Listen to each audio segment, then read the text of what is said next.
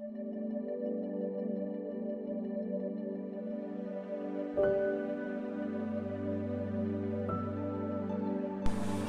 مسیح کے عظیم و جلالی نام میں میں آپ سب کی خدمت میں اسلام عرض کرتا ہوں، اور آئیے گا ہم آج ایک نئے مضمون کی طرف بڑھتے ہیں۔ آج ہم بڑی خاص بات سیکھنے والے ہیں، ہسٹوریکلی بھی اور ببلیکلی بھی۔ آج ہم اندھے فقیر کے تعلق سے سیکھیں گے جو یریہو کے کنارے بیٹھ کر بھیک مانگتا تھا، اور سلطنت روم کی طرف سے جو اسے کپڑا دیا جاتا تھا وہ کیوں دیا جاتا تھا، اس کی کیا ویلیو ہوتی تھی، اور کیوں بھکاریوں ہی کو یہ کپڑا روم کی سلطنت تھی وہ دیتی تھی۔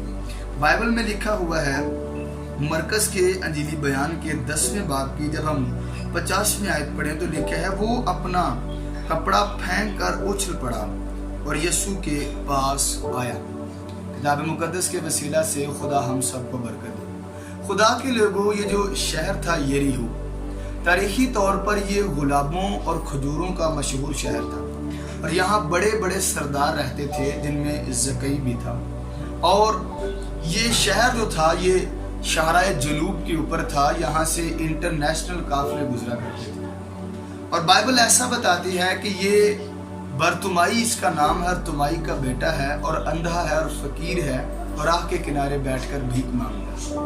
آپ کو بتانا چاہتا ہوں کہ جب سلطنت روم نے اسرائیل کے اوپر حکومت کرنا شروع کی تو یہ بڑی جابر حکومت ثابت ہوئی۔ یہ ہر طرح سے ٹیکس کلیکٹ کرتی تھی، جسے اس زبان میں وصول بھی کہا جاتا تھا۔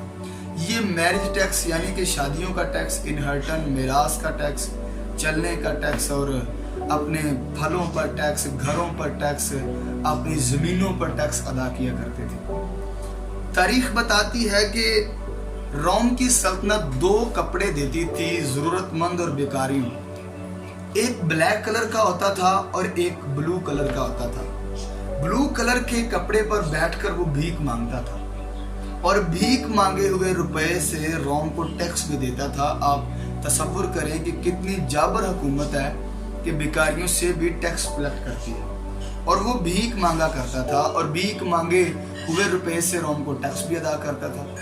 اب جو ضرورت مند لوگ ہوتے تھے، جن کی ضروریات زندگی بڑی زیادہ ہوتی تھی اور وہ غربت کا شکار ہوتے تھے اور انہیں کوئی ضرورت ہوتی تھی، تو روم انہیں بلیک کلر کا کپڑا دیتی تھی۔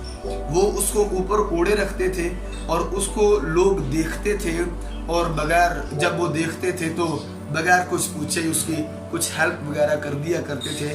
یعنی کہ یہ جو کپڑا تھا یہ ضروریات پوری کرنے کے لیے دیا جاتا تھا۔ اور بائبل ایسا بتاتی ہے کہ ایک دن سرکار دو عالم یریہو کے اندر جا رہے تھے تو آپ کا وہاں پر اس کے ساتھ ملاقات ہوئی۔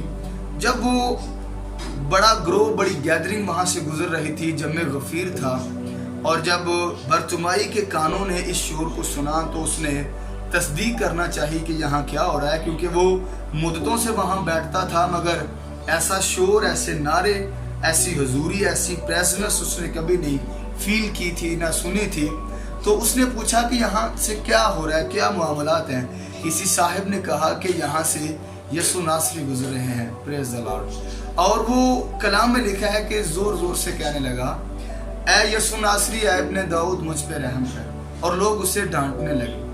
آپ کو پتہ ہے تاریخ اس بات کو بتاتی ہے کہ جب یہودی عالم چلتے تھے تو شاگرد اس کے پیچھے چلا کرتے تھے کہ یہ اس کے اڑنے والی جو گرد ہے اس کے پاؤں سے یا اس کے چوگوں سے یہ بھی ہمارے اوپر پڑے۔ اور تاریخ کے مطابق استاد جب چلتے تھے تو بڑے تھیولوجیکلی کوئی باتیں وہاں پر کرتے تھے اور بڑی اعلیٰ تعلیم انہیں دے رہے ہوتے تھے۔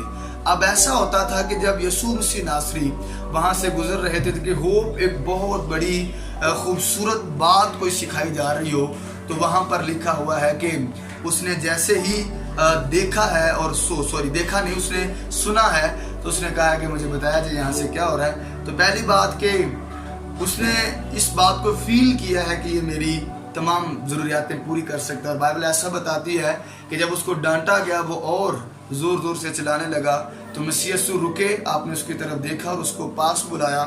ہم نے پڑھا وہ اپنا کپڑا چھوڑ کر اچھل پڑا، یعنی کہ جو کپڑا اس نے لیا ہوتا تھا نا، جو اس کی ضروریاتیں پوری کرتا تھا، اس نے چھوڑ دیا وہ کپڑا۔